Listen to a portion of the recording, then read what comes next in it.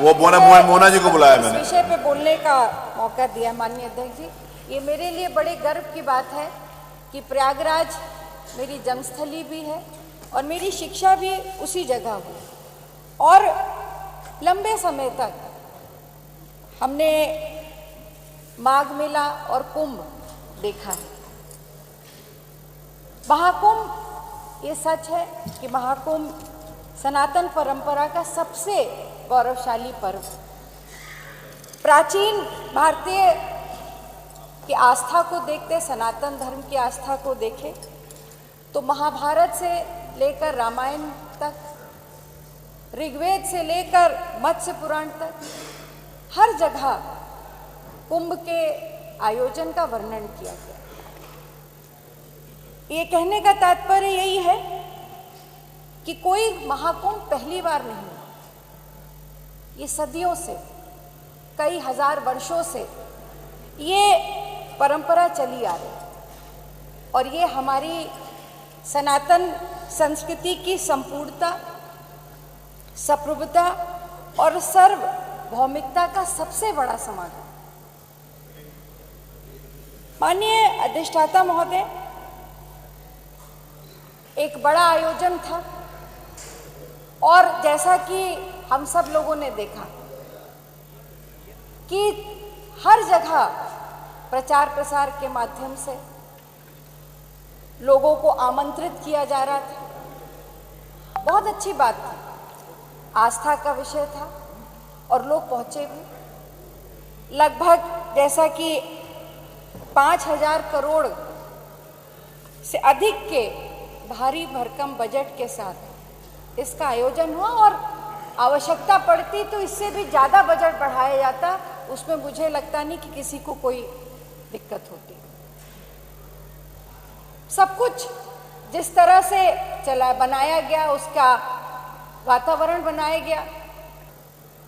यदि सरकार के पास ये आंकड़े थे और लगातार जिस तरह का प्रचार हो रहा था कि आओ कुंभ चले, हर गांव का व्यक्ति जो इस सनातन परंपरा से जुड़ा था, जिसकी आस्था थी, वो चल पड़ा।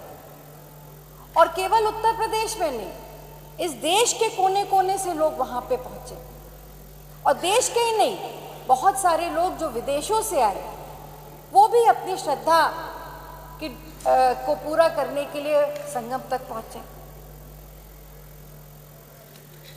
जब वहां पर 40 करोड़ की जो शुरुआत में आंकड़े जारी हुए कि लगभग 40 करोड़ की श्रद्धालुओं की आने की गुंजाइश है, ऐसा सरकार के कई सारे पोर्टल पे, कई अखबारों में, कई बयानों में ये लगातार आता रहा। इसका मतलब है कि सरकार को ये जानकारी थी या अंदेशा था कि इतने भारी संख्या में श्रद्धालु आएंगे और शायद कहीं उससे ज़्यादा, जैसा मैं पढ़ रही थी कि 54 करोड़ श्रद्धालु वहाँ पे महाकुंभ में स्नान लेने पहुँचे। जो दुर्भाग्यपूर्ण घटना घटी कुंभ में, जहाँ पे जो सरकारी आंकड़े हैं उनके हिसाब से 30 लोगों की मौतें हुई, श्रद्धालुओं की मौतें हुई। और उसका कारण क्या था? जो कारण बताया गया, हम लोगों ने टीवी और अखबार के सरकारी बयान, जो अधिकारी थे उनके बयानों से सुना कि संगम नोस पर, जहाँ पर संगम है, त्रिवेणी है, वहाँ पे लोग सो रहे थे। प्रश्न ये उठता है कि वहाँ पर कई स्नान मैंने भी देखे हैं। विधायक जी 5 मिनट हो गए, ज़्यादा नहीं बोल करके अपनी बात को समाप्त करूँगी। मैं ये जानना चाहती हूँ कि वहाँ पे लोगों को पहुंचकर सोने की अनुमति कैसे दी गई, और अगर वहाँ लोग पहुंच भी गए थे तो उनको वहाँ से हटाया क्यों नहीं किया? दूसरा प्रश्न, हमेशा प्रयाग में और खासकर कुंभ के समय होल्डिंग एरियाज बनाए जाते थे जहाँ पे भीड़ को नियंत्रित किया जाता है। इस बार वो भी, जहाँ तक मेरी जानकारी है, वो भी नहीं बने।